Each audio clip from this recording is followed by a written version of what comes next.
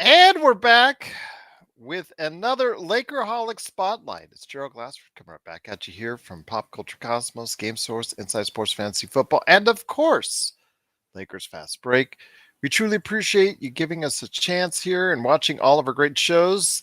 And if you can, please give us that 5-star review wherever you get your podcasts. Plus, if you could like, share, subscribe, please subscribe today to get the latest notifications on when we go live on the air with the latest Lakers Fast Break, Lakerholics Spotlight, Lakers History 101, NBA Observations, Lakers Snack Pack, and more.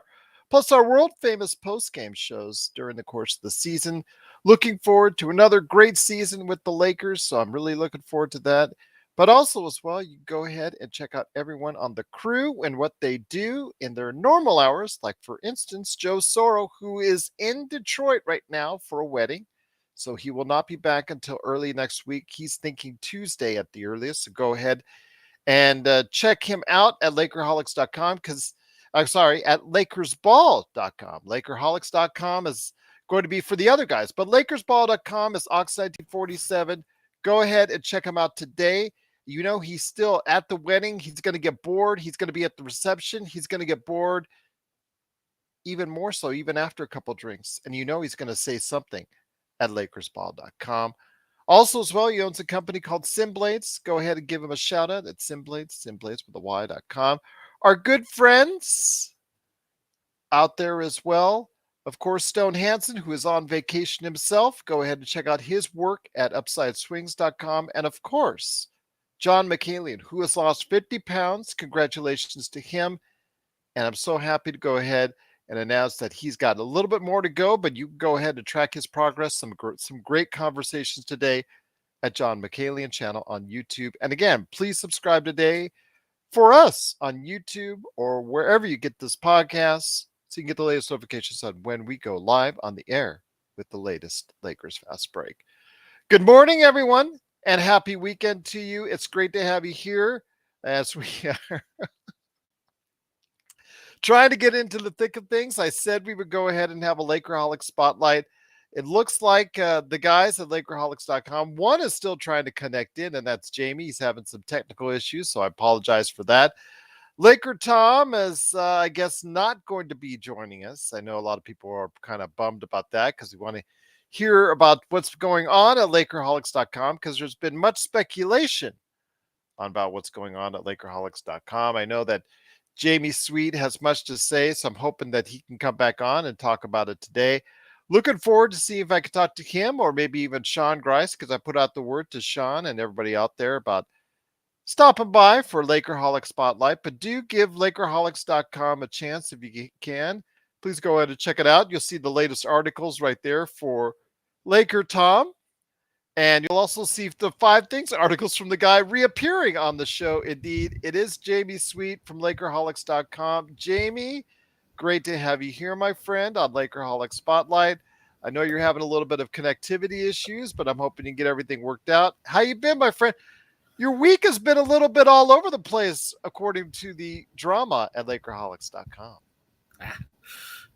It's the dog days. It's hard to be excited about anything, and so I think people get a little like testy because you just want the season to start. You want to see how this is all going to work out, and you want to see the Lakers finish building the roster. And so, Well, my friend, your site, Lakerholics.com, has been the source of great conversation amongst our chat in recent days. The best Lakers chat that's out there, the Lakers Fast Break, as he disconnects again. Again, he's finding some trouble again with the internet gremlins that are out there.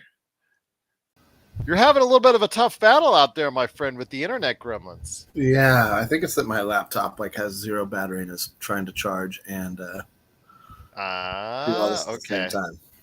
No worries, my friend. But again, I do want to thank Lakerholics.com because you guys have been providing a lot of interest. And as my constant touting of Lakerholics.com finally paid off. You guys had hopefully a good day the other day as everybody was checking out what you guys were saying, the battle between you guys as far as it's concerned. And I guess we'll get right into it, my friend, because it is, as far as you guys have had arguments, discussions over the years. Laker Tom and I have had arguments, discussions years. Sean Grice and Laker Tom have had arguments and discussions over years. I've argued with Sean. Yes, argued with Sean back and forth and whatnot. But it got a little testy this past week over the possible signing of Christian Wood. And to give everybody an update, Christian Wood. No. That is not accurate. The sign and trade. Possible acquiring of Christian right. Wood. Yes, how about that? Let's rephrase it to that. I'm fine with him for the vet minimum. But no, you weren't fine with the vet minimum before for him. You said I'm not fine as well anyway. Yeah, I know, but I'm just kidding. Fine at being like, there he is. But yeah, there he is. But I will say though, it all started with Sam Quinn's tweet last week, referring to what Mark Stein was alluding to, because Mark Stein is in the Dallas area, so he's kind of attuned to what's going on with the Dallas Mavericks. And there were reports that Mark Stein was putting out there that the possibility would be that Dallas Mavericks would be interested in doing a sign and trade, particularly with the Lakers, which would include Jared Vanderbilt, so that Jared Vanderbilt would provide a defensive cog for their fit on their team, and B, also as well for the representatives of Christian Wood, he would be able to sign for a larger contract. Now, most individuals out there have in the Lakers fandom out there have said that this is should not happen. If we do go on Christian Wood, we do get Christian Wood, like you said, let's get him on a minimum contract, a veteran's minimum contract. I have been a supporter of Christian Wood for even before anybody else was on that hype train. But even I know, you know what? I'm going to get him on the cheap, or I'm not going to get him at all. Well, just don't bet against yourself. There's other suitors out there, but they're dwindling, especially after Chicago's signing of Ayo Dosunmu. Yeah, no, listen, the most. I guess Chicago could still use that injured player exception from Lonzo Ball. But they, there's a market of nearly zero, right? So if there's a market of nearly zero, logic dictates you don't up your ante. you don't go, well, he hasn't signed yet. Nobody else wants him. Let's make this happen. Let's force the issue. So, I think the Lakers are doing. Everybody, I think, is wondering what's going on. I think I know what's going on. Everybody's waiting to see what other players OKC releases. They are still over the maximum amount of players allowed on a roster when camp hits. They're about 20 to 21 right now. They're at 21, so they got to get rid of 5 or 6 guys. Yeah. Now, not all of them might be good, right? They might not all be guys that we want, but I think people are waiting to see who those people are, and they have until the first day of camp. Pokuševski. That's me. Any number of players. I guess what I'm saying is that there's a lot of options. There's a lot of dominoes that still need to fall. The Lakers have the ability right now to offer him, I think, exactly a veteran minimum deal. I don't think we can offer him any more. I don't think we have any more cap space to add on to it. No, because they got about 1.9, I think, that they can offer him. So we can go a little bit over a vet minimum. Okay, great. Let's say there's somebody who's where he's like, okay, I'm going to go over here for the vet minimum, and we really, really decide, okay, he's kind of a one-trick pony, but at least he shoots, and you can always use a little more shooting, and he's got some size. He's gonna, some rebounds are gonna bounce his way. He's gonna get his 7-ish rebounds because he's 6'11". Great, wonderful. Let's add 1.2 mil to our veteran minimum offer and see if that moves him over here. And honestly, if it doesn't, it doesn't matter. Christian Wood is not the key to our season. There's no world. He won't start. He's not. Well, that I don't agree with you 100% on. I think if he came to camp in the right mind space, I think he is a better fit than Rui Hachimura in the starting lineup. Rui Hachimura would probably be named to the starting lineup because he signed a big contract. But seeing how well it worked out in the playoffs, I really think it would be recommended that he comes off the bench. Rui does, and if it was a right-minded Christian Wood that's in a good place that actually can give you what he needs, he plays favorably to what Anthony Davis does on both the offensive and defensive end. I mean, he doesn't play favorably with anybody's defense, but I think that he would be AD's primary backup. If he came here, he would the AD minutes where AD's not on the floor. They'll put a couple better defenders around. They would that. This is But my AD thing. wants to play the 4. It's been Strongly. strongly. I don't see a world that everybody's like, everybody says the nice things like, oh, all the roster spots are open before training camp. Let's just put a couple of things to rest. At least for the first 2 weeks to month of the season, D'Angelo Russell is going to start. I don't care if Gabe Vincent. I mean, okay, if Gabe Vincent comes in and shoots like 60% from everywhere and is playing great defense, okay, maybe. But D'Lo, and this is how Coach Ham coaches. If you're playing for your money, if you're the more expensive player, if you're the veteran, you're gonna get the shot first. D'Lo checks all those boxes. He's more of a veteran than Vincent. He's playing for a big contract next season. He's the better offensive fit for what we do. Although so is Vincent. All of our guys are pretty decent catch and shoot guys. D'Lo plays just as well off the ball as he does on the ball. Vincent plays just as well off the ball as he does on the ball. Reeves as well. All the guys we have are decent off-ball players, if not good off-ball players, and that's by design. So Wood is a guy you can say, like, all right, you're going to back up AD. When you're on the floor, you're getting the Thomas Bryant role last year, right? That's the Thomas Bryant role last year. And we saw how long Thomas Bryant was able to deal with that before he asked out, right? And Thomas Bryant isn't the malcontent, by rep that Christian Wood is. So everybody's saying nice things. He had that article where he was like, oh, I feel like I could have done some things differently or better. And it's like, well, yeah, when your phone isn't ringing and you're not on a team, you're going to say stuff like that so that people go like, all right, well, maybe we'll try it. We'll see what we can do. But I think every team is now at least at the minimum salary floor. So there's no team that needs to like dump a contract on somebody to come up, or at least not a meaningful amount, not like a $6, $7, $8, $9 million deal, which is what I'm sure he would rather sign than a vet minimum deal, but it's not going to happen.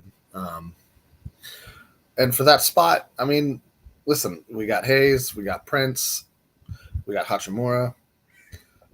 We're talking about, Hachimura and Wood, I think way about the same. So really you're just talking about a couple of inches of height. And Hachimura is the better player in every facet of the game, right? Except maybe like in volume.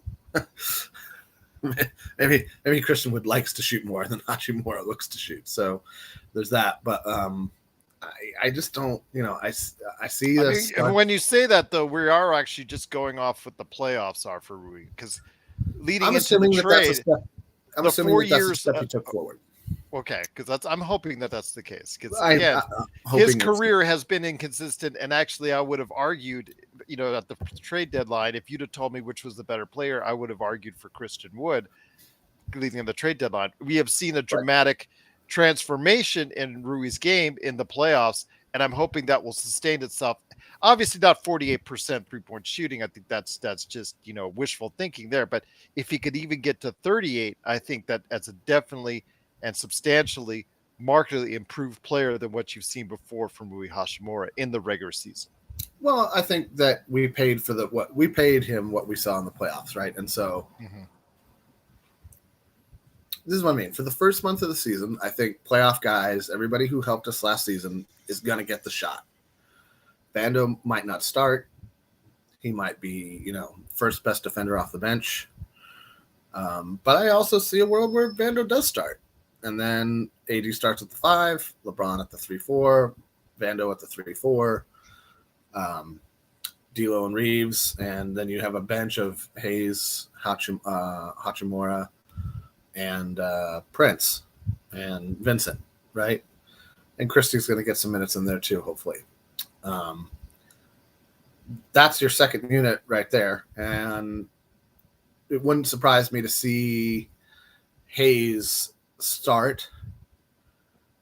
I wouldn't be too surprised to see us go back to that sort of Frank Vogel model that we saw a few years back, which is the real center, the not AD center, plays 20 minutes 7 minutes in the first quarter, 5 or so minutes in the third quarter to kick off the halves, and then you go a little smaller, but with 80 at the 5. So you went out the halves with 80 at the 5, which is basically how the Lakers played that year. Although he didn't really play much as 5 in the second quarter. He never played the 5 almost at all in the first half. They would usually save it for the last 7, 8, 5 minutes of the fourth quarter. And for the regular season, that's absolutely fine. It's absolutely fine to play that way during the regular season. Hayes probably won't have a major role in the playoffs, except for how things match up. Same with a lot of guys. Wood wouldn't be in my playoff rotation either. He's just going to get played off the floor. But when we say that, Hachimura is the better player, or Wood's the better player, or Prince is the better player, or Hayes or Vando, when we're comparing him to Christian Wood, are we talking about the stats they put up or their impact on winning? Because down the stretch, when he was on the Mavs, who have every tool in the bag to re-sign him, he sat. He didn't get minutes. His minutes went down as the pressure went up. So his impact on winning was low. And it wasn't because he didn't get a shot. They had the whole season, and he played his way onto the bench. And Jason Kidd, and this is, Jason Kidd. We all saw how good of a coach Jason Kidd can be when he was a Laker. And this is also with Jared Dudley, player whisperer, best 15th man that's ever lived, Jared Dudley. Also, they're like, hey, these are the things we got to do for team. We got to come together. So you have two guys who are like reach out to player guys. They're not like cut player off guys, and that still happens. So this is when people say, anyone, not the royal you, when folks say like, oh well, Christian was the better player, you're looking at, and I'm not trying to say the guy's not good. He's great at shooting the ball. He can shoot the ball, inside or out. He's got decent mid-range game, solid 3-point game. Percentage goes up and down season to season. That I'm okay with. He's willing to take shots, and he's a pretty decent paint scorer too. The problem is that he hasn't been able to show that impacts winning with that skill set. If you have that skill set and you can't impact winning, then I'm going to say that Vando's the better player, that Hachimura is the better player, that these guys who we saw firsthand had a tremendous impact on winning, even if they weren't putting up the same stats. If you look at Wood stats and Hachimura and Vando stats, you're going to be like, oh, well, Wood is obviously the better player, but his impact in winning just isn't there. And maybe it's not his fault, right? We don't know all the things about all the things, but he hasn't impacted winning in Houston. He hasn't impacted winning in Dallas, and he hasn't impacted. There's no track record of like, oh well, if you use him like this, he plays like this. This is his role, and now he impacts winning. Nobody's figured out how to make those two things correlate yet. And maybe everybody's right. Maybe Ham, who got Westbrook to come off the bench in an epic contract year, could somehow reach something in Christian Wood that. Alvin Gentry couldn't reach, that Jason Kidd couldn't reach, that plenty of top-notch coaches, who have won the exact same amount of championships as a head coach as Darvin Ham has, have not been able to reach in Christian Wood. And it's just one of those things that what happened to you? That's a crazy thing that just happened on Sean's. Sean, did you do something else? Am I melting, Jamie, or you are melting? Yeah, man. Oh man. Yes, I wet my hair and put some hairspray in it. So if I am melting, I'm melting. I can't help it. And Joe Soro is in the chat from the Midwest. Hope he's doing well. Glad he made it safely out there. Hope he's going to have fun with his wedding today. There's nothing to talk about. Joe Soro says, cut the crap with Laker talk. We need more Lakerholic blank, blank, blank. It is, of course, Lakerholics Spotlight. It is Gerald Glassford along with Jamie Sweet from his 5 Things articles at Lakerholics.com and the MagicMan, Sean Grice. Jamie, before I send it over to MagicMan, I mean, again, the reason why it's been so interesting for a lot of our fan base have been following it because of what the back and forth on the possible sign and trade theory that went down. I disagree with you that he can't impact winning. He has not as of yet. I agree with you there, but I believe during the regular season, when you have a substantial amount of games that LeBron and AD will miss, I think he is a person that you would most likely start in their stead, and he can actually produce and score. I don't know about the Laker Tom saying 3-level scorer bit, but I do think he can score at 18 to 20 points a game in their absence. But I will say also as well, when it comes to a better fit in the starting lineup, again, this goes to the Mo Bamba. In theory of Mo Bamba, the theory of Mo Bamba was much better in practice of Mo Bamba. The theory of Christian Wood would fit alongside AD, I think, rather well, and their skills would complement each other, along with having another shooter, 3 shooters out there in the lineup as opposed to 2. But in practice, I can't disagree with you because the fact is he has not been able to prove it for a well organized, well-run, winning team. So I can't say I disagree with you on that. I can't, for every argument I think I can give you, I just can't do it passionately enough. This is my That's the best thing. way I can say it. You can't, he has no proof when it counts the most. Right. And this is my thing with Christian Wood. And like I said, it wasn't even Lakers Tom's trade, and I probably should have been a little less aggro about my disdain for such a notion, but like Joe will tell you, no, you shouldn't have. Whatever. I'm just saying. Listen, I'm just saying that if you're a good GM, you don't bid against yourself. The Lakers are in a one team negotiation right here. You don't look at the mirror and be like, oh, that guy might get him. That your opponent is you at the negotiation table. So, leave that minimum deal right where it is on the table. And if he picks it up, fantastic. If he doesn't, it doesn't matter. We can get Rudy Gay. We could get, there's a slew of guys who will improve the culture of the team better than Christian Wood, hoping to make an impact, hoping to resurrect his career. And you're talking when you said, AD LeBron gets hurt, I was like, that's exactly the role Thomas Bryant had last year. And then when they came back, he didn't have a place because of his defense. He didn't have a place because he wasn't that good on offense. Whatever offense he could bring did not quite match up to what the team needed defensively, and for the ability to play the kind of defense Ham wants to play. And as a result, even Thomas Bryant, nice guy who, yada, yada, yada, wanted out.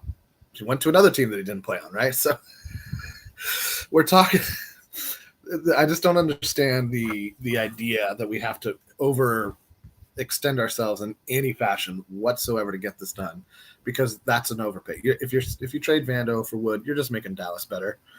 You've bailed Dallas out. It's one of those moments where like a guy careens into the lane, trips over his own guy's foot, throws the ball at the basket, and gets rewarded with a foul on a guy who's standing 10 feet from it.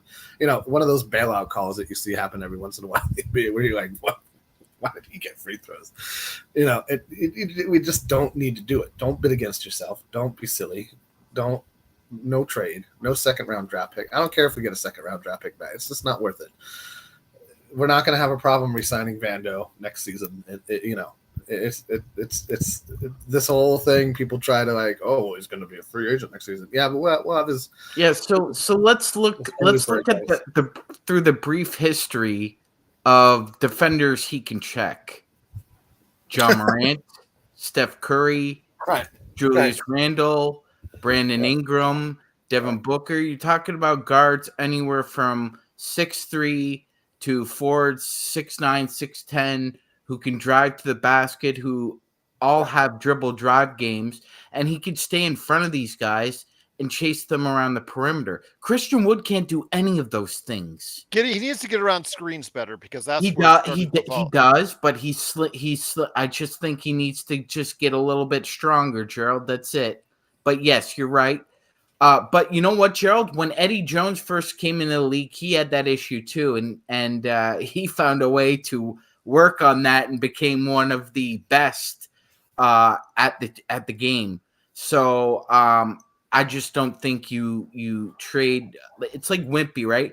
I'll gladly pay for a hamburger on Tuesday for today. That's kind of what the Wood Vando trade is for them, not for us. And I'm with Jamie. I just Vando does so many things from a defensive point of view that I like. Even with his limited shooting, you would always be able to find a place for him on the floor. I can say that with Christian Wood. Again, what the theory of Christian Wood, Jamie and Sean, I think it's just it would be so helpful to this team and what it needs to do and what it needs to get accomplished. But again, that's the theory of Christian Wood. Seeing it in practice, as someone who's been his biggest supporter, someone who actually, again, was talking about trading him onto the Lakers as early January 2020. I was looking back at the archives. It was around January 2020 was the first time I actually saw potential in him. Was trying to see if we can get him in talking to Laker Tom, enlightening him on who he was, because he didn't have an idea who he was, and just absolutely at that time understanding that him packaged along with a deal with Derrick Rose and Markieff Morris would have really helped the backline of that team. They didn't need it. They got Markieff Morris anyways, but it all worked out in the end. I just think, again, it all depends on how he wants to approach it. If he wants to approach it in a negative fashion, like, well, nobody wanted me, this is going to suck. You know what? It's just going to perpetuate bad things and bad habits, and I don't want him on the team. But in theory, again, if he does come to ready to play, ready to revitalize his career, then again, it could be something that's well worth the offering and be a great surprise for the team, Jamie. It could be. I mean, like you said, the theory. I mean, I feel like if this were NBA 2K and personalities of people and real life didn't matter, it'd be a great fit. Exactly. But that's not how it's going to go down. Like if he's going to be slotted, like you said, when you said like he's a great insurance against LeBron and AD, missing games, we're assuming they're going to top out at 60 games, right? No more than 60, maybe 65 games. Like AD might hit that minimum threshold to qualify for major in-season awards. Just by the sheer dumb luck of it. But in theory, you can pencil AD to miss about 30 some odd games. LeBron's going to miss 25, 30 games. And that's just how it's going to be going forward. That's who they are. Let's not be surprised anymore, right? Like there's nothing too surprising about it. But when they are healthy, that means Wood's only going to get, 25-ish, 30 games of being featured, right? Of being the guy he envisions himself as being. And, Thomas Bryant had such a great stretch of games when AD went down, right? Like Thomas Bryant played out of his head. He was a double machine, just playing great basketball. And then as soon as AD came back, he still was behind Wenyen Gabriel in the rotation. Like he didn't bounce Wenyen Gabriel from his spot. Now, maybe that's, that might be on Ham a little bit too, right? Like could Ham have gone with Bryant? Sure. And did Wenyen Gabriel end up being much of a factor for us in the playoffs? Not really. Neither did Thomas Bryant on the teams he was on. So, I guess this is why I don't get all the we're talking about guys who, when it comes down to the season mattering, they're just not going to play. They're not going to have a role just because of their defense. And so, like you said, the idea of the skill set of Christian Wood is super enticing. It would certainly be nice to have a big guy who can shoot, just to have, put alongside Hachimura and say like, okay, with AD, you got Hachimura, LeBron, and Wood. That's, three big guys who can, hopefully rebound the ball. Obviously, LeBron gets his own shot. All three of those guys really can get their own shot. And then you put, any number of Reeves and Russell and Vincent and whoever around them. And that's a pretty solid lineup. Because with Jackson Hayes, though, you talked about earlier in the show, starting him at the 5 and repeating what was successful for the team in 2020. And I just think that the league has even stretched out even more since 2020 as far as being able to make up for those kind of deficiencies or spotting those deficiencies as far as being able to not even have any kind of consistent shooting. The Lakers, remember, Jamie, were 27th in the league in 3-point percentage last season. But And they're like put number it 3 in points in the paint. That's true. But the thing is, if you're already scoring a ton of points in the paint and you're already going ahead and getting a lot of free throws, transition, you got to at least have something to help you out. That, again, when it counted the most, the Lakers, they like, for instance, Denver played off the Lakers. They challenged them to go ahead and make shots, and the Lakers just couldn't get enough shots made, especially with LeBron in one of his 30 to 32% years, which is really critical to you. If he's chucking up 8 to 10 threes a game, it just helps so much to have someone in there that may take a little bit of pressure off you and be able to go ahead and hit a little bit more from the outside. I think our guards let us down more against Denver than our bigs did, though. Like, I feel like against Denver, D'Lo and Schroeder could only make up for that so much, and Reeves could only make up for that so much. I thought Reeves had a great series, pretty good series overall, but against Denver, I thought everybody had like their hardest series, and like nobody figured out. It was the plateau. Yeah, we hit a plateau, and look, nobody figured out Denver last season. So that's why they're the champs, and now that's why it's on them to. That's a great job, way to go, fantastic. Do it again. Mm-hmm. Show me again. Do it again, man. Like, you're going to be the champs all season long, right up until the playoffs start, and then it's open season. And we've watched the toll. Laker fans understand the toll that it exacts on a team to try to repeat. Golden State with Kevin Durant had a hard time repeating against LeBron James and Kevin Love and a bunch of nobodies. Like, it's the toll is, and it's not because that Golden State suddenly wasn't talented. It was that they had just been in the spotlight. The spotlight cooks you all season long, a little bit every single day, and you get more and more cooked. And like, other teams don't get cooked like that, so they come into the playoffs like nobody's been asking you crazy questions every day, all the games, every media session, before the game, after the game, shoot around, random ESPY award thing, oh, it's tough to repeat. It's a lot for guys, especially a small market team like Denver, especially a guy like Jokic, who, even though he's won the MVP back-to-back, doesn't really have a lot of attention, doesn't really have the spotlight, and the target still has never really been on Jokic. It will be this season. He will truly know what it's like to be a winner this season, because it's not the feeling of greatness that comes with like accomplishing something. It's the next season where everybody's got a special punch just for you. I came to your house, and not only am I happy to see you, but I also brought this really special punch, and I'm going to punch you in the face with it right now. And it's every game, and that's teams that don't it's hard to repeat, and so that's what I mean. Congrats to the winner. Everybody did great. Now guess what? That's all over now. You get to do it again. Go for it, buddy. And they might be good enough. Right? They might have the right mentality. Mike Malone and his weird Laker problem that he has might still have the brain space to push the team into another dimension, but like, it's going to be tough. Sean, anything to add on to that, my friend? Well, I was, I was hoping we could do like an off-season kind of review, Gerald, but just a quick synopsis there. Yeah, Denver didn't have a monumentally difficult path to a championship from the Western Conference. I would argue, as opposed to what Golden State had to go through, what the Lakers had to go through.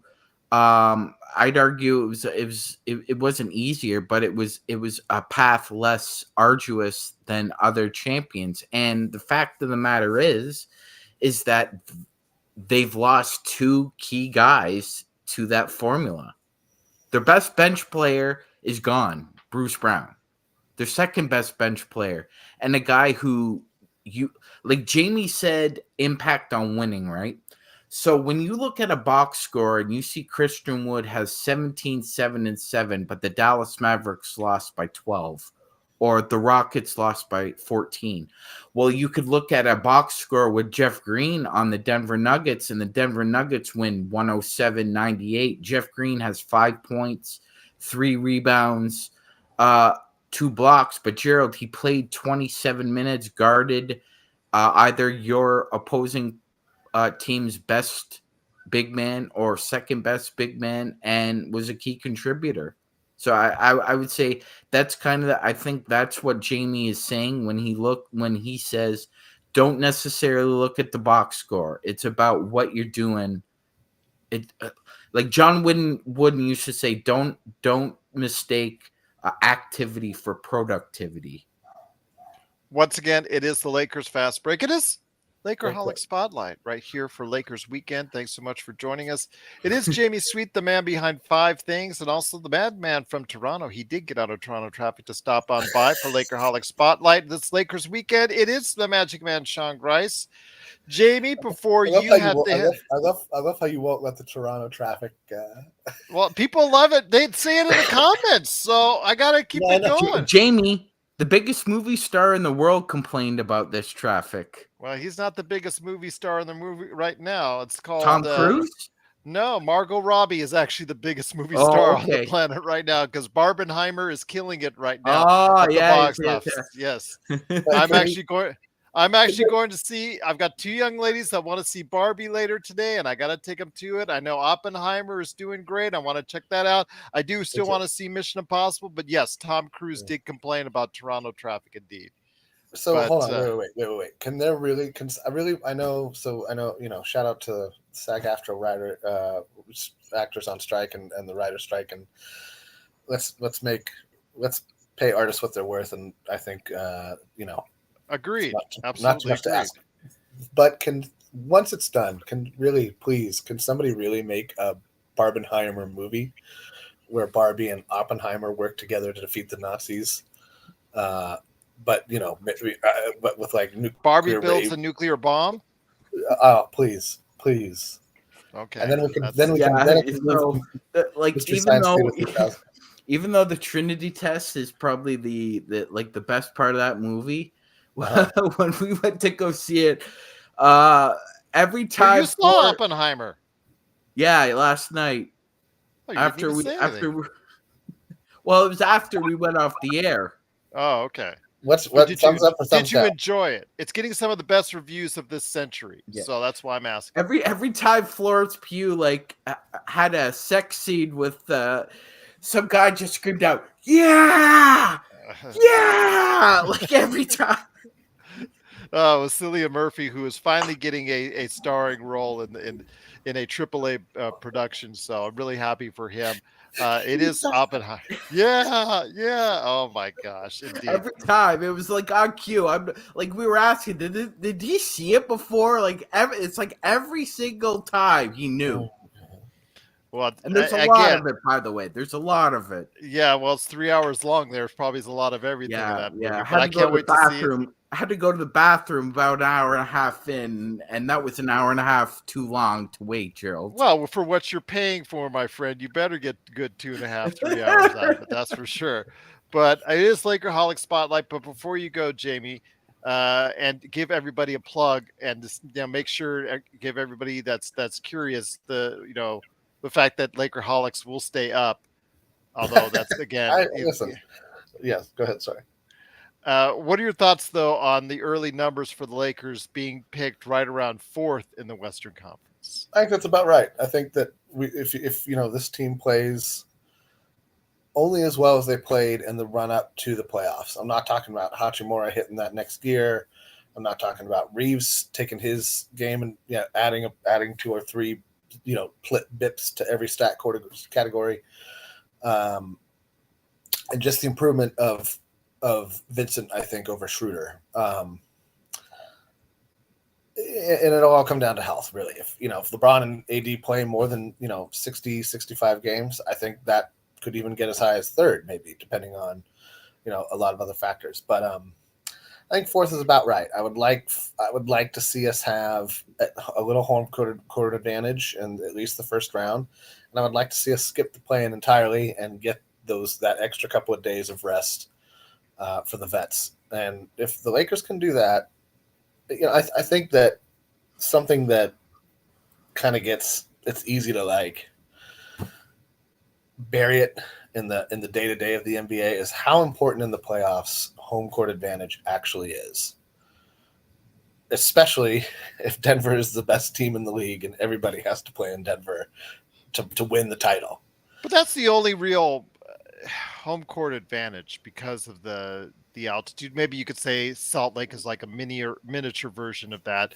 But when it comes to, like, for instance, the Lakers, they took care and disposed of Memphis, and they disposed of Golden State, and they didn't have the home court advantage then. No, but both of those teams were imploding. Memphis especially was imploding at the time. Well, if Golden State is imploding, and I said again on the show here that we ended their dynasty, how come they're picked ahead of the Lakers? Because of rep, because of modern legacy. Okay. I don't think everybody's expecting Kuminga to slide into those pool minutes and have an impact, and for Clay to maybe regain a little more consistency and Steph, and but I think Draymond just gets a little bit less impactful every season. And I think I don't think they're going to finish ahead of the Lakers. I think if anything, that'll be we'll have to worry more about Sacramento. I think Dallas is going to be better than they were last season, although I'm not quite sure how. I really am not. I expect OKC and New Orleans to be better than they were last season. So, it's a long season. I think fourth is a pretty good estimate. That means we would have jumped 4 spots from last season? Didn't we finish 8th last season, right? Or no, 7th. 7th. So jumping 3 spots, that's not bad. That's about right for bringing the improved team back. Hopefully not getting off to a 2-10 start. And you win a couple more games early in the season, and suddenly you're looking at 6th, 5th even in the West last year. It was so tight. Everybody forgets, I think, how tight it was.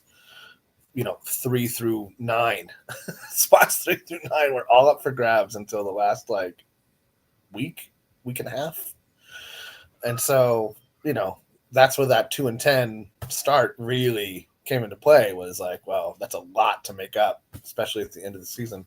And we did a fantastic job gaining ground at the end of the season, so you can't complain.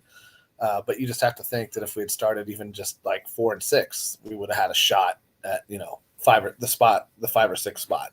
Still no home court advantage, but at least we would have skipped the play-in. But it doesn't matter. We here we are.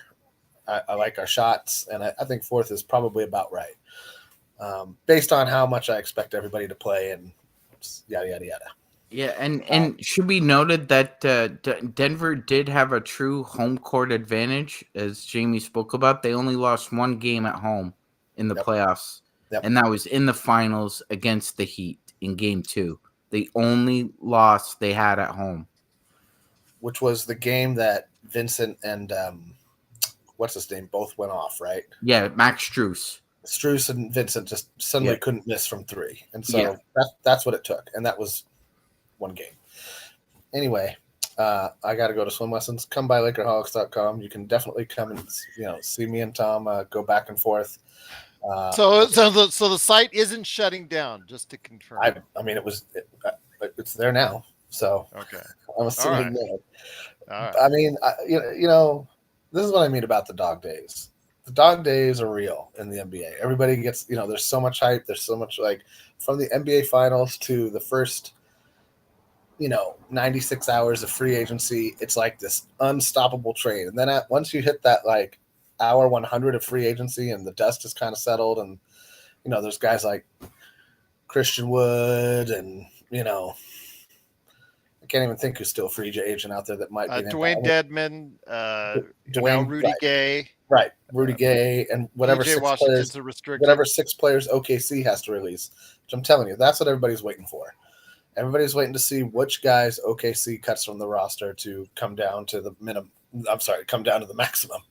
They can't bring the team they got now into training camp. So I think a lot of teams are kind of let's see who they choose not to go with. There could be. Yeah, we mentioned that And I agree with you that it could be a possibility as well. And that's what I mean. Honestly, Christian Wood's going to have to wait for that, right? Because that's like waiting for the Easter Bunny to pop by. Like, oh, you got an egg for me, Easter Bunny? That'd be great. Because once they cut 6 guys, they're that's it. They're unrestricted free agents. They got to clear waivers, and that's it. So, and there's not a lot of teams with cap space anymore. So waivers should be a pretty quick process at this point.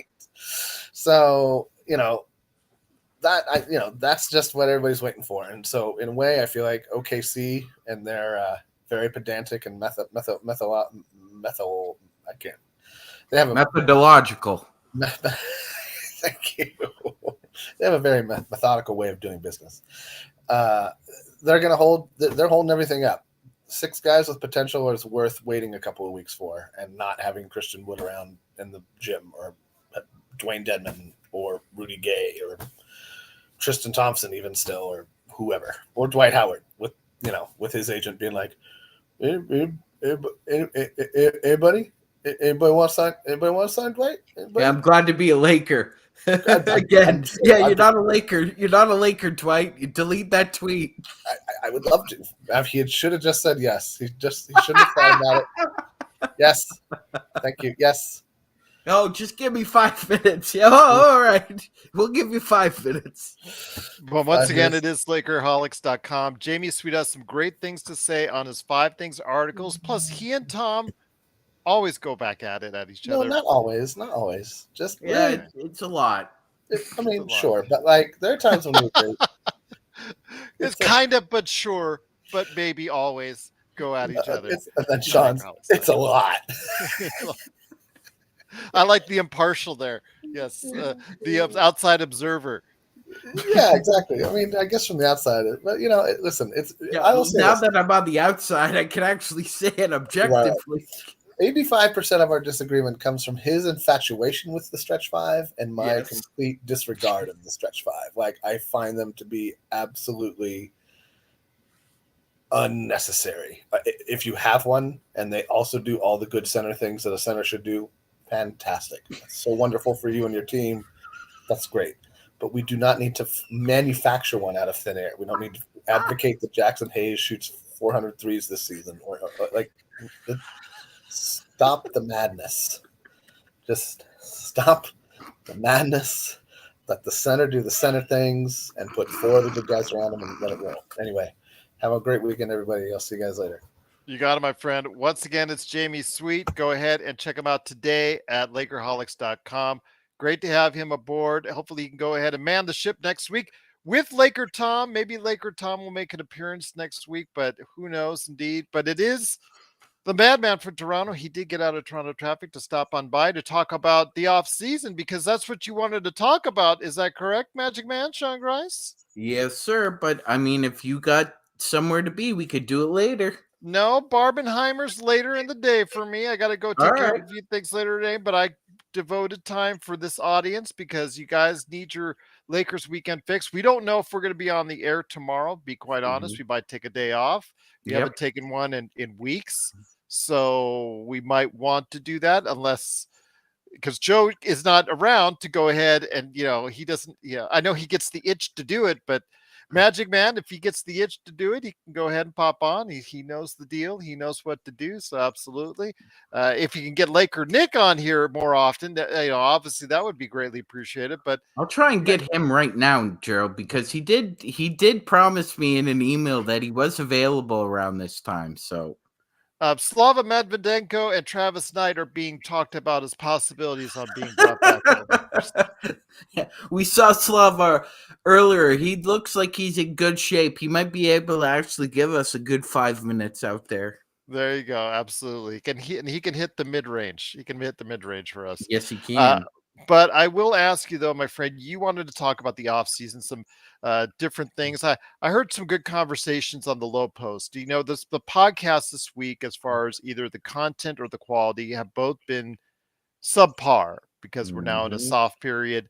And then seemingly it's either about Summer League or about Christian Wood, and really, really disappointing to see that that's all the case. Then we get to, of course, what we're going on with the regular season as far as some ideas being put out there, who looks good and where. So that's what you wanted to talk about, my friend. So I stood up for you, my friend. Go ahead. You hit it out of the park with your thoughts on the offseason. Absolutely, Gerald. We should go through maybe the winners and losers. I'll give you a few teams on my list, and you see if you agree or if you don't. But obviously, the prized winner of the blue ribbon hog is the Lakers. And I don't win. I don't want to go ahead first to say, and I'll say this: I don't want to go ahead and start saying that start doing a season preview of who's going to slot where. I might infer that the Lakers might now look like a top 4 team in the West or something like that. I just don't want to go ahead and be exact because I don't want to do that until just before the season starts. Yeah, because then you get a really good idea of exactly how these teams are set. But the Lakers, I think, did a good job. They did a very good job of getting quality players that can give you a contribution, but most importantly, they're on tradable contracts.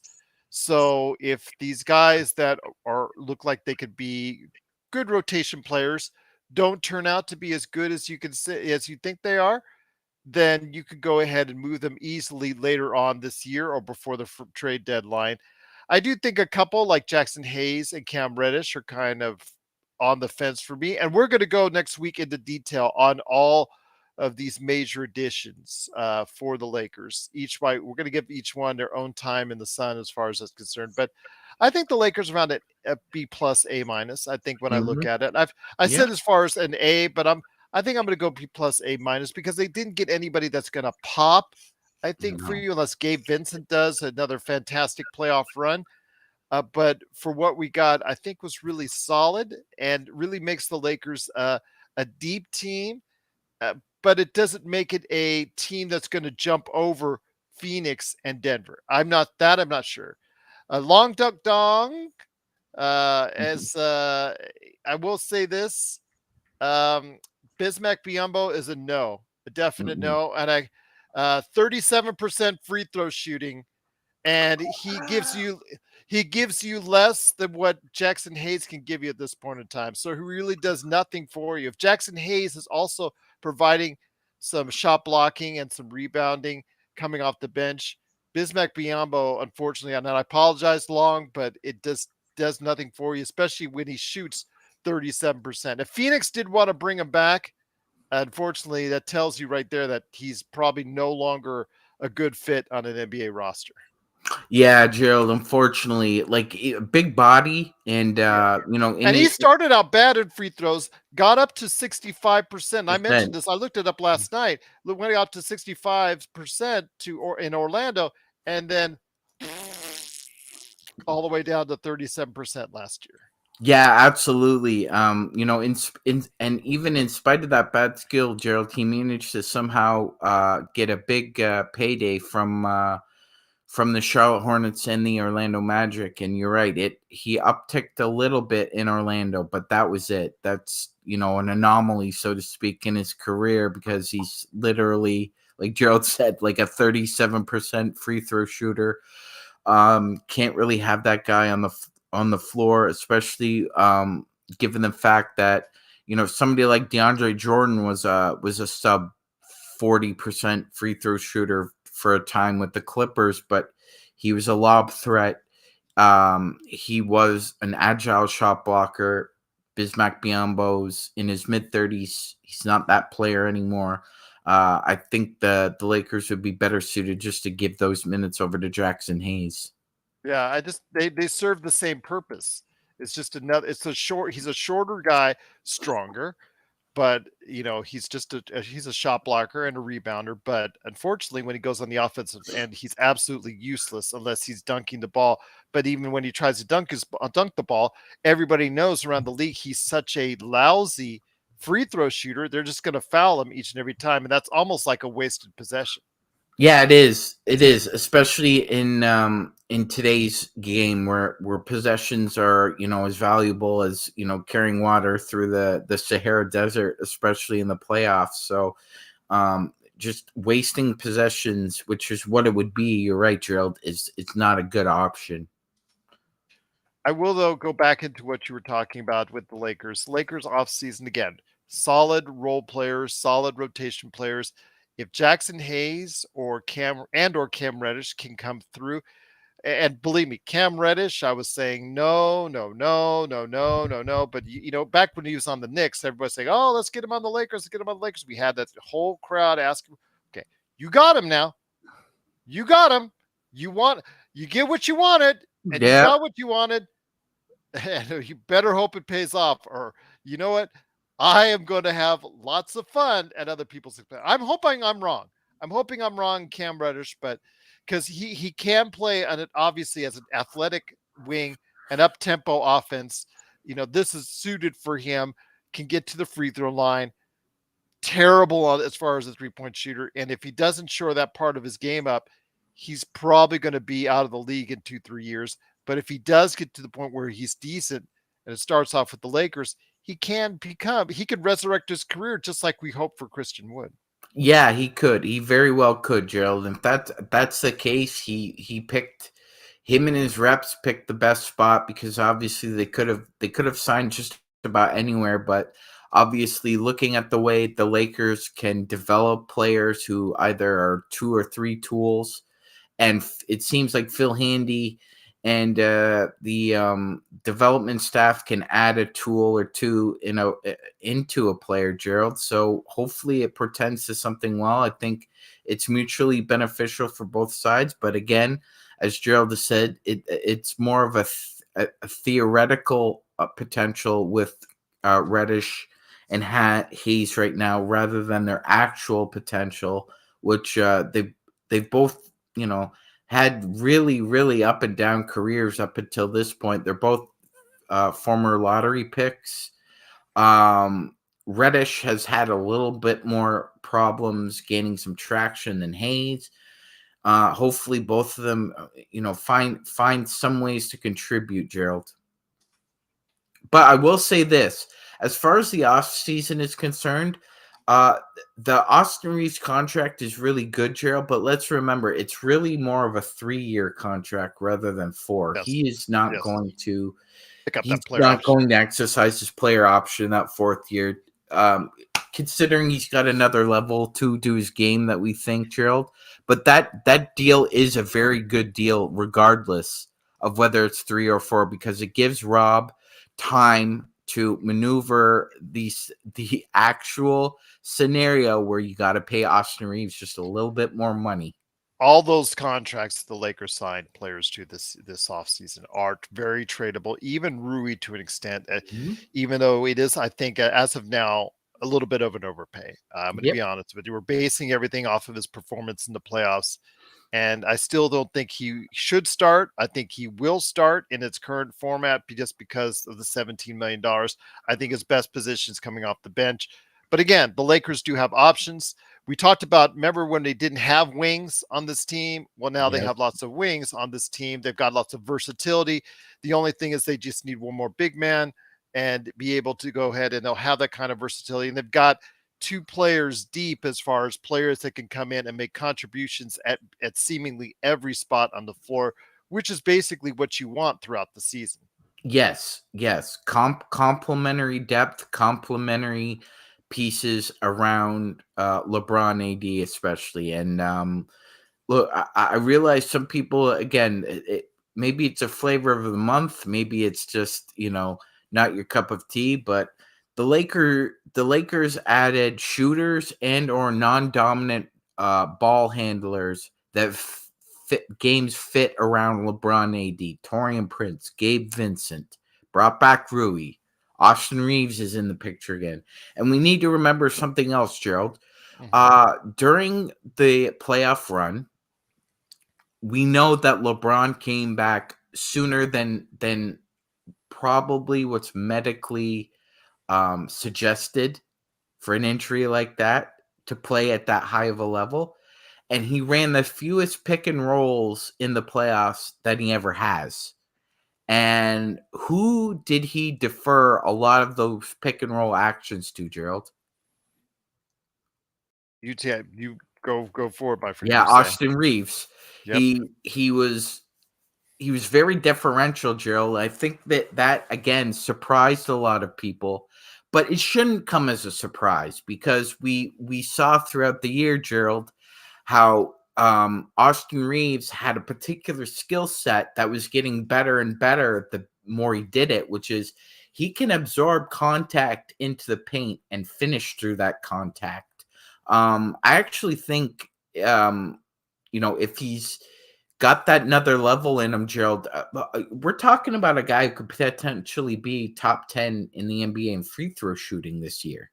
Yeah. Again, I think who's going to see a big jump up for Austin. I think that's going to be something that's going to be very special. D'Angelo Russell has a make it or break it year, I think, for him, whether or not he's going to continue in the league as a starter or be coming off the bench. There's a very real possibility his play could lead him down on the rotation to coming off the bench and Gabe Vincent put at the starter, or could be a position where if he does well, could I don't know, could make himself look better, or at least look better for the Lakers as far as a good trade value for someone out there.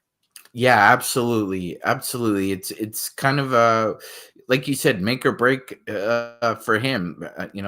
In case of emergency, break glass. That's what his contract is. I agree, Gerald. Good point. If he plays well, that could lead to either the Lakers looking at improving the slot, or he's actually found a role, and Ham is less hesitant to not try and hide him. I do not think you will get through this season with this roster. I really think so you either. don't. No, I think it's going to be a little different. Hopefully not drastically different, but I agree, Gerald. The roster that starts isn't going to be the roster that finishes. This is not this team. That's awesome comparison. I appreciate that. Yeah, I bet Joe is somewhere mad that you said that though. Well, I mean, Joe's the Mark Madsen. How about that? He is. You're the Kobe. I'm the Shaq. It doesn't matter to me. And then Yeah, Joe's the Mark Madsen. That's right. Yes, that's absolutely. right. But you have Gerald, more thoughts in the off season? Go for it, my friend. Yeah, man. I go looking at a team that kind of had a bad offseason, Gerald.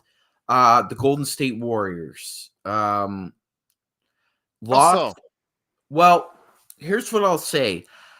You got into a business relationship with Jordan Poole based on one season of productivity that he had, which happens with every NBA team. Yeah, come on, let's be real. Yeah, let's be honest, right? The Lakers would have, if they would have done it on the Lakers would have done the same thing.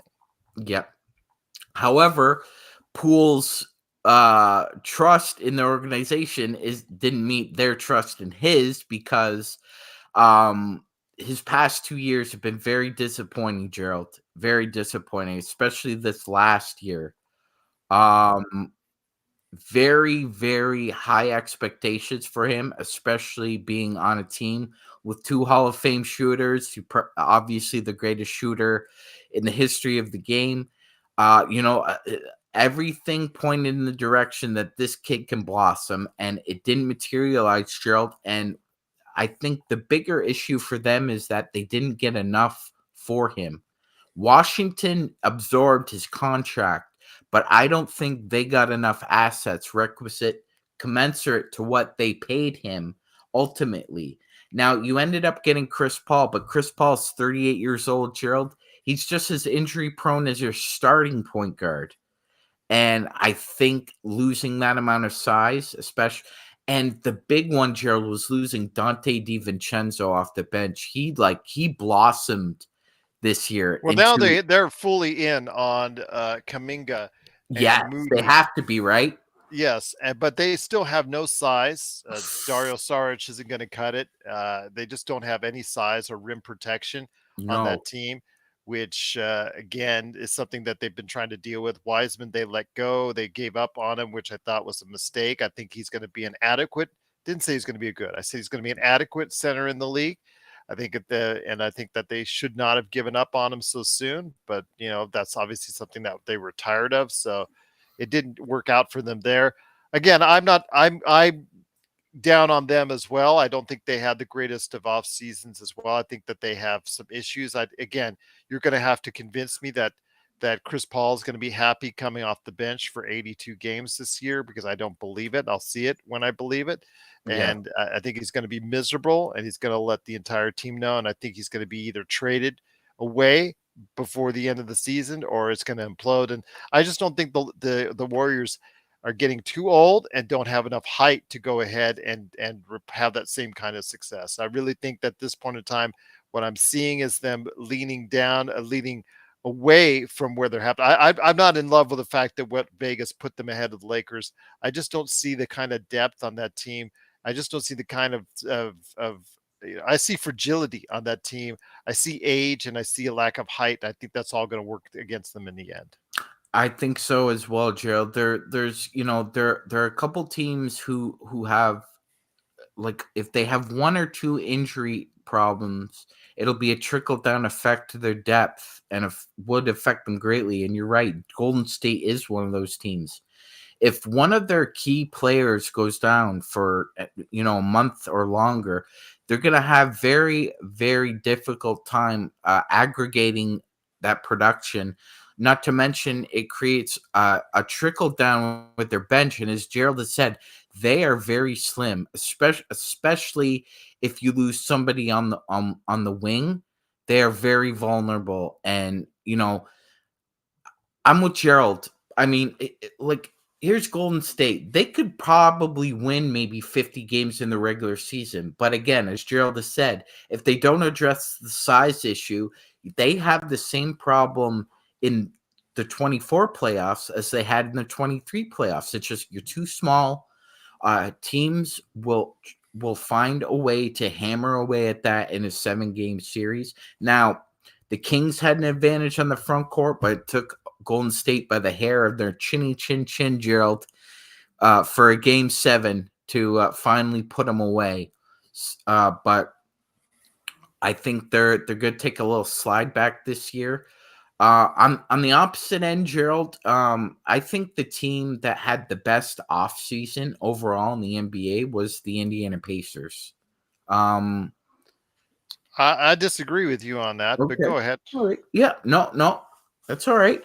I just look. I don't strongly disagree. I just slightly disagree. But Okay. I think they overpaid on Brown. I really think they overpaid on Brown. Yeah. To be fair, that's a 1-year deal with a second year on the option. And I agree, Gerald. But perhaps maybe this is Indiana's way of just dipping into what they have as far as salary cap room is concerned. I think that's the case. They have not only a lot of depth, Gerald. They have the best depth in the NBA. So your point guards are Tyrese Halliburton, Andrew Nembhard, and you could possibly throw in, as crazy as it sounds, Walker from Houston can act as a point guard. That probably won't happen right away, but he does have Scotty Barnes type skills. But you look at their team, Gerald. They have a lot of size. They still have Walker. They brought in Obi Toppin, which, by the way, Toppin put up starter numbers when Julius Randle was hurt, Gerald. So I really think that's more of a case of the Knicks not developing one of their lottery. Yeah, I still have hope for Obi Toppin. Yes, so do I. Which probably means that Indiana has promised him that he'll probably start. I know a lot of people think eventually Walker will be their starting power forward, especially with playing beside Halliburton and Miles Turner, but we'll see. But they've added a lot of parts, Gerald. The draft was really good. Walker was a great pickup. Ben Shepherd was an underrated pickup. So Indiana can match you with size. They can match you with shooting. They also have the best cutters in the NBA as well, Gerald. Walker, Brown, Mathurin, and Andrew Nembhard, all capable of being competent cutters off the ball. I think Indiana is going to surprise a lot of people this year, Gerald. It would not surprise me if they ended up anywhere from a 3 to a 6. Ooh, I'd say a 5 to a 10. I say from 5th to 10th, I'd probably put them in that range. I think they're fair enough. I mean, they're still a player or two away from reaching the upper echelon. in my opinion. But Yeah, I I think think, you're and I right. think a lot depends on Halliburton. You gave him 260 million. Yeah. Is he going to be that player next season that you hope he is? Is he going to go the route of SGA? Is he going to grow at the same speed and rate as SGA has with Oklahoma City? Because if that's the case, then you're very warranted in your estimation. Absolutely, and I think it's also a case of you're not asking Bruce Brown to do anything more or less than what he did in Denver. He is, I think he's going to be asked to do the exact same things in Indiana he did in Denver, and he doesn't need to have more expectation put on him, Gerald, because quite frankly, he's not that kind of player. And as you said, perhaps the contract value matched with the skill set, it's probably an overpay. I agree. But you know what? Sometimes in business that has to happen. I'm with you. I think they're still a couple years away, but they have a core that they're going to build around right now. And surprisingly, Gerald, this is a team that we're talking about whose head coach is Rick Carlisle. I never thought we'd talk about a Rick Carlisle coach team with using the word fun a lot, but they're going to be a fun team. And surprisingly, a Rick Carlisle team might end up with a top 5 offense in the NBA this year. Again, I see them as a team in the mix, in the playoff mix. How high? We'll wait and see. But I think that was actually some good thoughts right there. Again, I kind of disagree as far as how high they may go, but not to the point where I'm like, oh, they're going to be like a mediocre team. I do see them at around 500 or a little bit higher, maybe 45, 47 wins. Empire Jeff says the East is very top heavy, so they could be right. They could take advantage of that if they've got health and the other teams don't. You never know what's going to happen, but. You've got some other teams in mind as well this offseason that caught your eye? Yes. I realize a lot of people are still they're the defending champs, but I thought Denver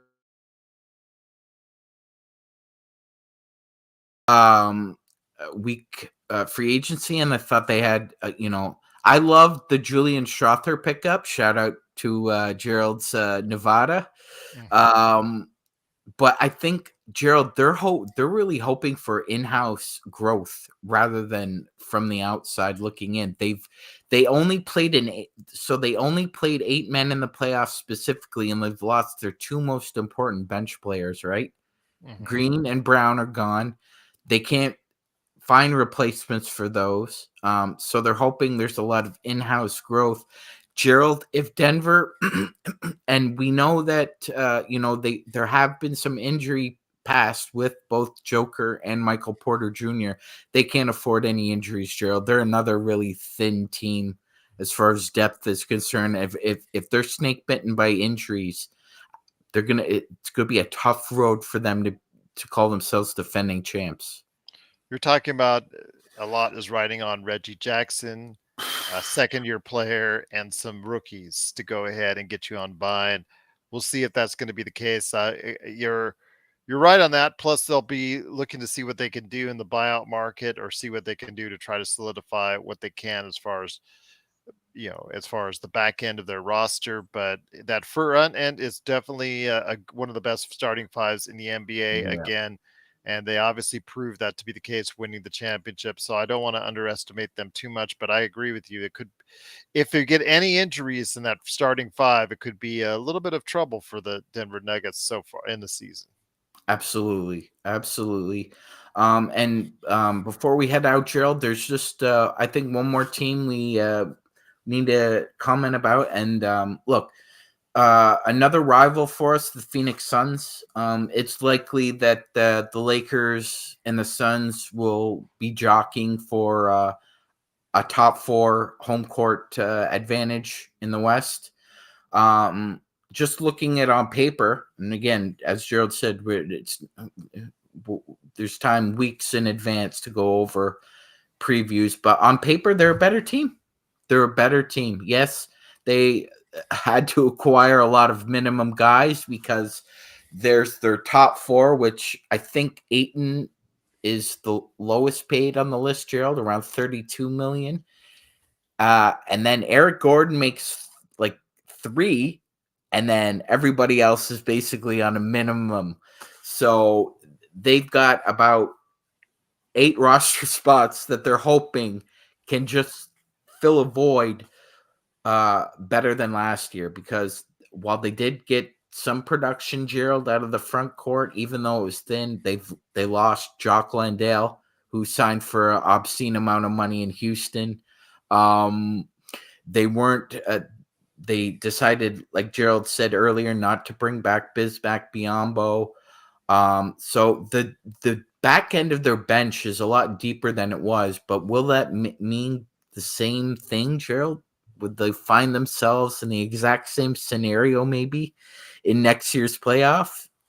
I don't know. I see a marginal improvement as far as depth goes in their regular season. I just don't know about the playoffs. But then again, they always have the ace in the hole that they could go ahead and utilize and trade DeAndre Ayton to mix some of that up later on the season if they don't like what they see. Yes, absolutely. And you know what, Gerald? That just points us in another big direction, right? Because at the end of last year, we heard a lot of noise around the NBA about a lot of movement, and we're still waiting on Dame Lillard, and we're still waiting on James Harden, and apparently Karl Anthony Towns' name is out in the trade ether, and so is DeAndre Ayton. There's just a lot of Pascal smoke right now. Pascal Siakam. There's another name, yes. So all this movement could be upon us, but it's been very, very quiet, Gerald. Almost too quiet, if you ask me. Well, we'll see what happens, my friend. Some great thoughts in the offseason. We'll go through more winners and losers in the offseason here in the coming days and weeks right here at the Lakers Fast Break. Again, we'll also try to reach out to other fans or experts of other NBA teams to go ahead and stop on by and share thoughts on how their teams did in the offseason. Next week, though, we are going to devote, unless there's some breaking news that obviously we have to interject with, but we're going to go ahead and devote next week to some of the new players that are joining this team and who they are, what they've been like as far as players, and what they could do for our team going forward. So definitely going to go ahead and see what happens there. You guys are already picking the Bucks. I'm not exactly sold on the Bucks because they've gotten a year older and they've gotten a little bit thinner on the bench. Their bench last season didn't prove to be good. I mean, I guess if you want Malik Beasley and you've got Jay Crowder, I guess if you're riding on them as far as to go ahead and play out their bench, but you did bring Middleton back, who's been very injury prone the past couple seasons. You also have Brook Lopez back, who's again coming off a great season, but can he repeat that at his age? We'll wait and see. Giannis Antetokounmpo, Drew Holiday, you've run almost into the ground because he's played so many minutes and done so much for this team. I'm worried about him breaking down simply because of the fact that he's just played so hard, so well on the defensive end. Plus, he's such a volume shooter. Again, the Milwaukee thing, I can see it, but right now, again, everything has to fall in place for Milwaukee to go ahead and advance. I think more has to fall in place for them than for Boston. Boston can get by with a lot more talent, and things don't have to go right as much for them to advance. No, and you're then right. with Milwaukee, that's the other thing. I think Cleveland is a team that you guys got to go ahead and keep an eye on because they, I think, proved their team, not by leaps and bounds, but they filled some holes in the offseason with some decent players. Yeah, Cleveland needed wing depth, Gerald, and they got it. See if it pays off. I'm not a huge fan of Niang myself. I thought they could have went somewhere else, but I love Max Strus. Thought that was a great pickup. And for goodness sakes, Gerald, I did not have the Cleveland Cavaliers pegged as one of the finalists for the Summer League title because I thought they ran out of their young depth, but apparently their scouting department is starting to get noticed because they have a few guys that are ready to go up to the big squad pretty soon. So you're right. Nobody should be sleeping on Cleveland. Gerald, I think Cleveland would be the natural team to move up in the East. If Philly's going to slide back down, you're right. One thing, Cleveland, two teams that have something going for them that were made some nice moves around the margins were the Cavs and the Kings, Gerald. But they have a lot of continuity, right? They're both of those teams. The Cavs dealt with injuries more than the Kings did, but for the most part, their starting fives are solidified. And now it's just kind of adding around them. So I'm with you. I think Cleveland isn't even a sleeper team. I would consider them a dark horse contender in the East. Well, those are some great thoughts right there from my good friend, Mr. Sean Grice. Sean, it's been amazing talking to you as always. I made sure I wanted to get you some time as far as some early off-season thoughts. You have plenty of time as well to always share your thoughts on the off-season. If there's anything more that hits you, even in our discussions next week, if you want to throw it in there as well, you're always welcome to. I thought we'd go ahead and start Monday's show with Gabe Vincent. Okay. Let's go ahead and say, who is Gabe Vincent? We'll talk about that on Monday's show. Although if MagicMan gets the urge to go on Sunday, you never know. He might drag the old man here on it if there's something really pertinent he needs to say, or get Laker Nick, because I tried to see. I saw you trying to get him on the bat phone. Yeah. So it's okay. So hopefully, Sean, what do you want to talk about? Well, let's do a pod, Tom. Okay, what's the discussion? It's Christian Wood. Okay. If you can get Tom on the bat line, or if you can get Laker Nick on the bat line, there you go, indeed. But I said for me, unless Sean needs me on Sunday to go ahead and step in, I will be here Monday with him talking about again Gabe Vincent or anything else going on in the NBA or anything else he wants to talk about right here, because it is the Lakers Fast Break. We truly appreciate you watching, listening, and how you have taken some time out of your Lakers weekend with us. Looking forward to going ahead and seeing more what happens. Will the Christian Wood drama continue to play out?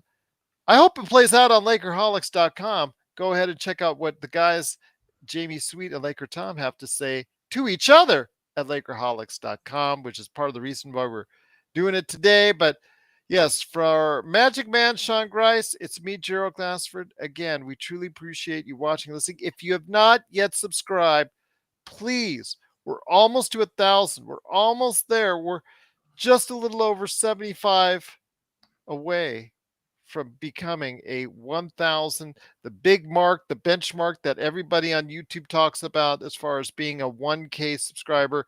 They say that everything starts to fall more in place once that happens. I have yet to believe that, but again, we have to get to that number and see. So please help us out. If you know anybody that's a Lakers fan in their life, please just go ahead, tell them 3 words: Lakers Fast Break. That's all they need to know. Tell them they need to go there and check it out. Joe will be back on Tuesday. Hopefully all will go as well with him. Hopefully he won't be like the Wedding Crashers and destroy that wedding and ruin it for the bride and groom, which is with him is always a possibility. Mm-hmm. Him and his new coif per se. But MagicMan, any thoughts before we head on out? Yes, Gerald. First of all, it's all about the love with us. We both love Laker Tom and Jamie, although we don't love everything that they do or they say. Yes, but we love them regardless. So hopefully fences will be mended. But Gerald is right. When you're not involved in the drama, you could sit back, pop some popcorn, and enjoy the show.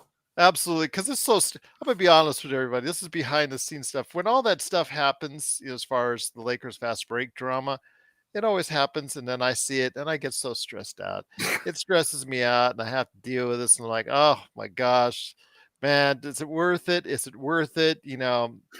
Whether it's what happened with Sean a few weeks back, whether it's Joe on a regular basis, or Laker Tom, what he was said, not too long ago. Gerald has teenage children, ladies and gentlemen, that he's raising. We don't need to add to his stress. Tell me about it, indeed. But it is the Lakers Fast Break. Just for once, Sean, I am glad I'm able to go ahead and get some popcorn, relax, and enjoy the show. I will say that indeed. So for Bench and John Grice, this is Gerald Glassford. Thanks so much again for watching and listening. Blue Magic, you and the rest of our great audience are the best. The best Lakers chat room that's out there is the Lakers Fast Break. Please help us get to where we need to go. We really want to be one of the go-to sources for all Lakers fans out there because we think we have something good to say. Whether you disagree with us or you agree with us, at least you know you're getting it straight from us. You're not hearing anything that's implanted or something that, we're afraid to say or not say because we don't want to get in bad graces with the team or anything like that. We call it like we see it, and we hope you like what we do right here at the Lakers Fast Break. Kurt, pop die at the end. Have a great weekend. You could always go ahead and rewind what we said. We had a great conversation with Jamie and his thoughts on the drama going on behind the Lakerholics.com, plus also as well his thoughts on Christian Wood and all the sign-in trade rumors and all that. Plus MagicMan and I covered some thoughts on the offseason, who he thinks are some winners and losers as well. So Kurt, go ahead and rewind, my friend. You're more than welcome to, but you and everybody else out there, Blue, PMC, Intel, Hunter, great to have you here. I'm a delusional fan that wants Woods to be on the Lakers. That's not delusional at all, Hunter. Again, if we get the right, okay, this is just like the Mobamba. The Mobamba, in theory, unfortunately, did not work better and work as well out in practice. But the Christian Wood, in theory, could help the Lakers go a long way this season, if that's the case. So let's hope so. Let's hope at least we get a chance and on the flyer for the minimum. If it doesn't work out, it's just the veteran minimum indeed. So for Magic Man Sean Grice, it is Gerald Glassford. Thanks so much again for watching and listening. We truly appreciate it. Please check us out Monday when we'll be talking Gabe Vincent. Who is Gabe Vincent? You'll find out our thoughts on who he is, how he's been, and what he could do for the Lakers. And if Sean wants to pop on Sunday, you never know. But as of now, looking forward to Monday. And you enjoy the rest of your Lakers weekend right here at the Lakers Fast Break Podcast.